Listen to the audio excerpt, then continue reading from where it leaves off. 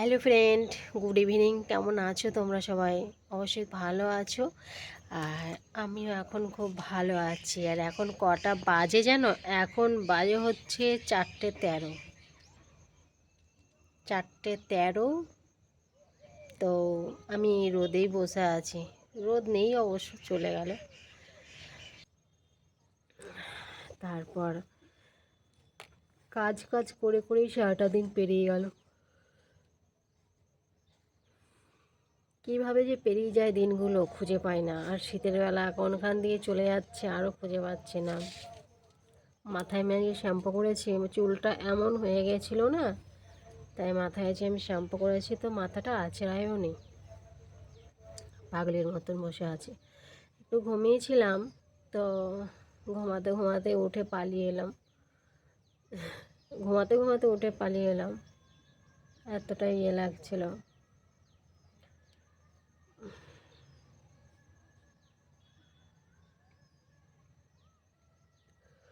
চুলটা একদম সে জট পড়ে গেছিলো, এত জট পড়ে গেছিলো না চুলটা। তারপরে ওই জন্য ভাবলাম যে শ্যাম্পু করে চুলটা আমি কালার করেছিলাম জানো। এই যে এই যে এটুকু লাল দেখতে পাচ্ছ, ব্রাউন দেখতে পাচ্ছ না? আমি ব্রাউন কালার করেছিলাম সামনে, বেশি করিনি, সামনেটাও করেছিলাম, এই যে এই জায়গাটাও করেছিলাম আর এইখানটাও করেছিলাম ব্রাউন কালার। তো তখন তো সবাই করছিল, আমি যেহেতু নিজেই করতে পারি তাই আমি নিজেই করে নিয়েছিলাম, কাউকে দরকার হয়নি।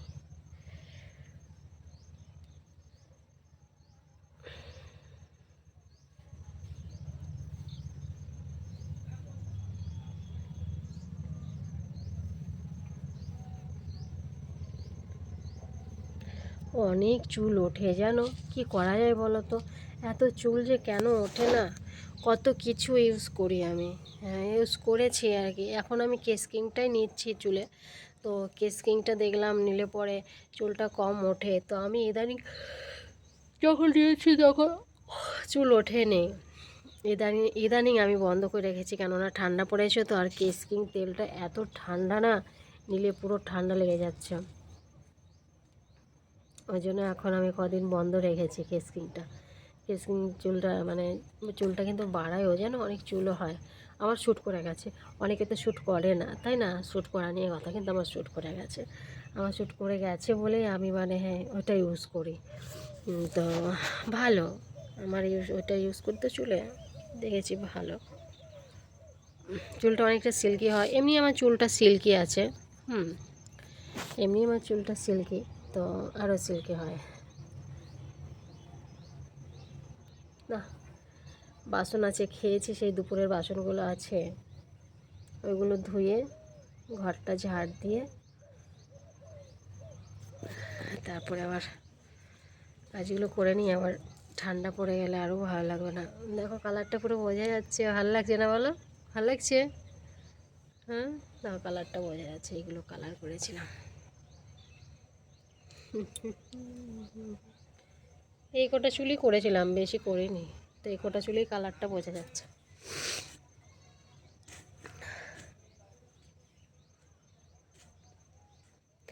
তো সাপের শঙ্খ লেগেছিলো, আমি জোর করে শঙ্খটা লাগিয়েছিলাম আমাদের বাড়িতে, জানো তো, ধরে এনে জোর করে লাগিয়েছিলাম শঙ্খটা।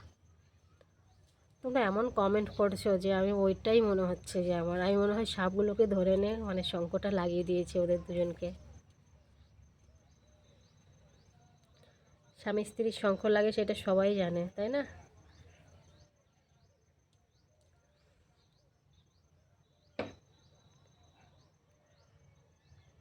ওদেরকে যদি ধরতে পারতাম তাহলে তো প্রত্যেক দিন ধরে এনে এনে শঙ্খ লাগাতাম, ভালো হতো না বলো? প্রত্যেক দিন ধরে ধরে এনে শঙ্খ লাগাতাম।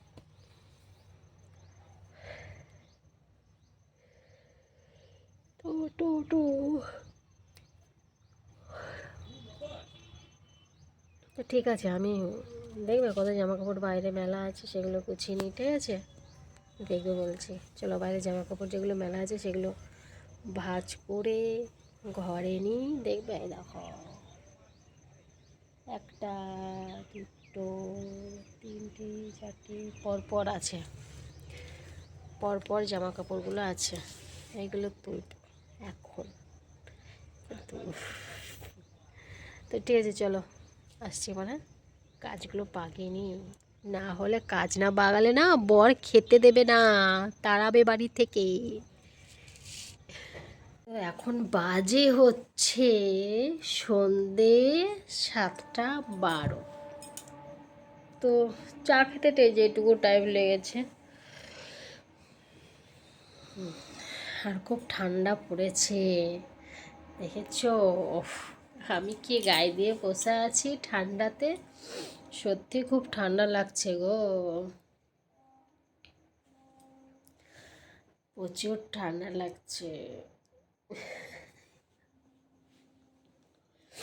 হট করে এরকম ঠান্ডা পড়ে যাবে ভাবতে পারেনি, কেউ ভাবতে পারেনি, তাই তো।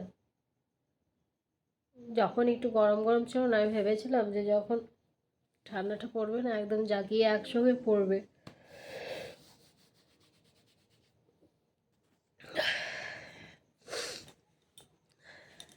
এই হচ্ছে ব্যাপার না।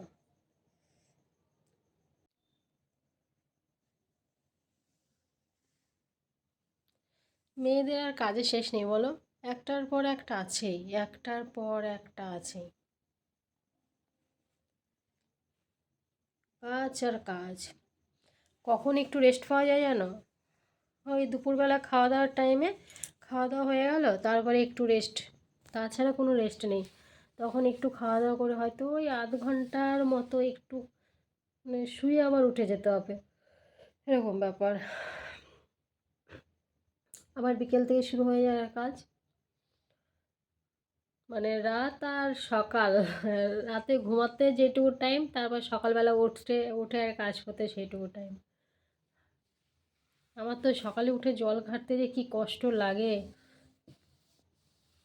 আমার শীতের দিনটা মানে শীতকালটা বেশি প্রবলেম হয়, যেহেতু সকালে ভোরে উঠতে হয় না, ওই জন্য বেশি প্রবলেম হয়।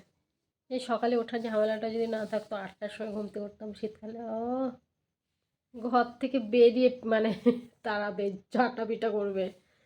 হ্যাঁ, তো বেলা পর্যন্ত ঘরের বউরাও ঘুমায়, অনেক কথা।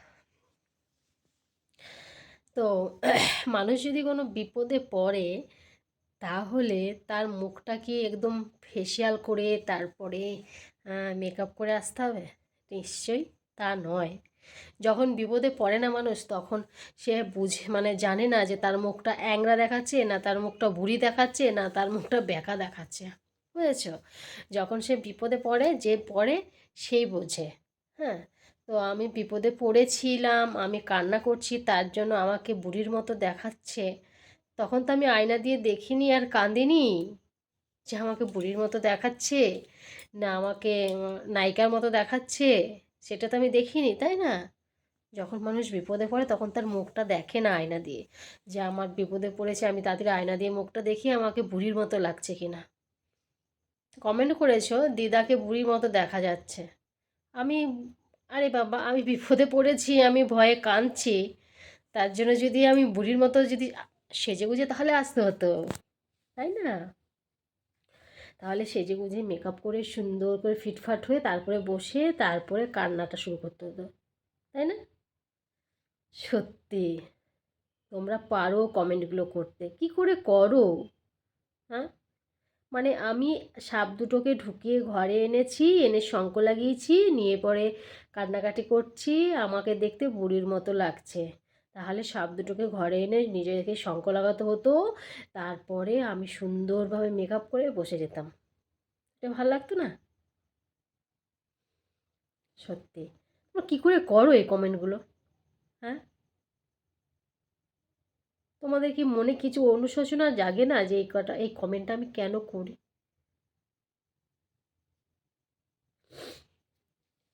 ভালো হয়েছে করেছো, ভালো করেছো, ভালো লাগে আমার তোমাদের কমেন্টগুলো পড়তে, ঠিক আছে।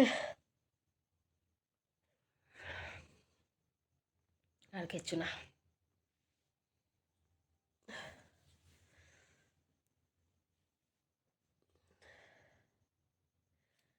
তো